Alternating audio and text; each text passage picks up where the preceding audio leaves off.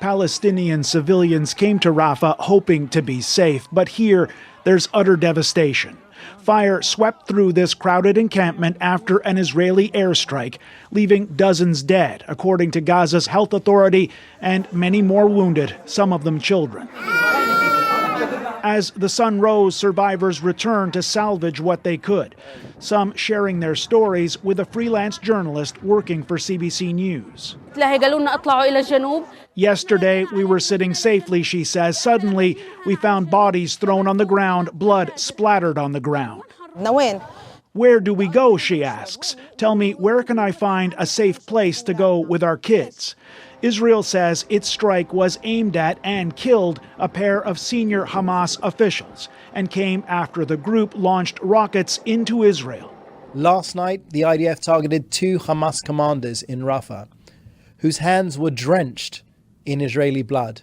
Israel's prime minister later told the Knesset the Israeli military tried to avoid civilian casualties, but in this case, something went tragically wrong and an investigation is underway.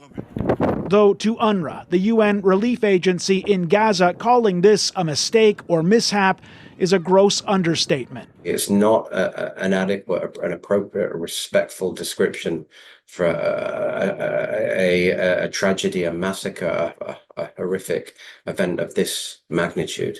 The attack comes after the International Court of Justice ordered Israel to immediately halt its military actions in Rafah. On Parliament Hill today, calls for the government to put more pressure on Israel to comply with that ruling. What will it take for this Liberal government to send a message to Netanyahu that what has happened is inexcusable? The level of human suffering is catastrophic, and that's why, Mr. Speaker, we need an immediate ceasefire. So, Tom, Canada isn't the only country calling for an end to the violence, obviously. Yeah, that's right. We heard today from French President Emmanuel Macron.